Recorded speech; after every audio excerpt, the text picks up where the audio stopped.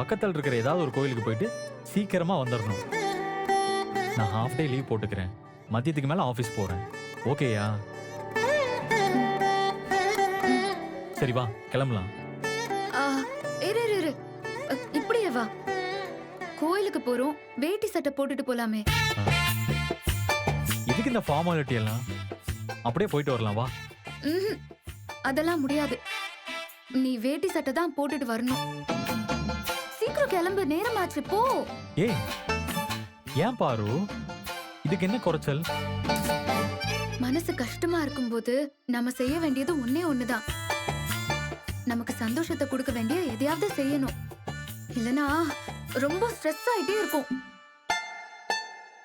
வேஷ்டி சட்டைக்கும் shirt பேண்ட்டுக்கும் ஸ்ட்ரெஸ்ஸுக்கும் என்ன சம்பந்தம் இருக்குன்னு எனக்கு புரியல.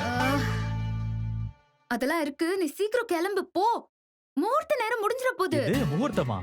என்ன முகூர்த்தம்? ஐயோ, அது கோயில்ல சாமிக்கு திருக்கல்யாணம். அது முடிஞ்சிர போகுதுன்னு சொன்னேன். அதுக்கு தான் நான் வேட்டி சட்டையே போட சொன்னேன். போ. சரி போறேன்.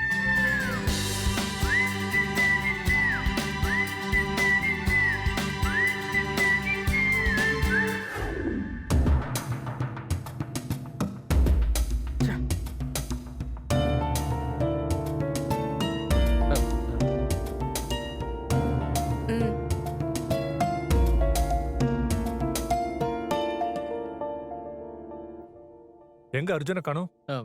வருவார். அர்ஜுன்,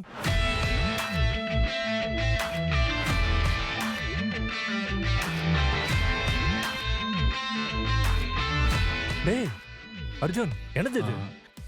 இல்லப்பா, அது வந்து அண்ணா, ஆபீஸ்க்கு வேட்டி சட்டை கட்டிட்டு போலாமா?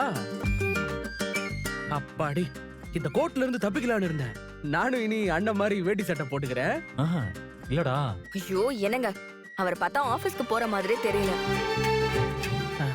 ஏன்னா அப்ப ஆபீஸ்க்கு வரலையா நீ? லீவா? ஆமாடா. என்னாச்சு அர்ஜுன்? இல்லப்பா, பார்வதி திருத்தணி கோயிலுக்கு போகணும்னு சொன்னா. ஏதோ வேண்டுதலாம்.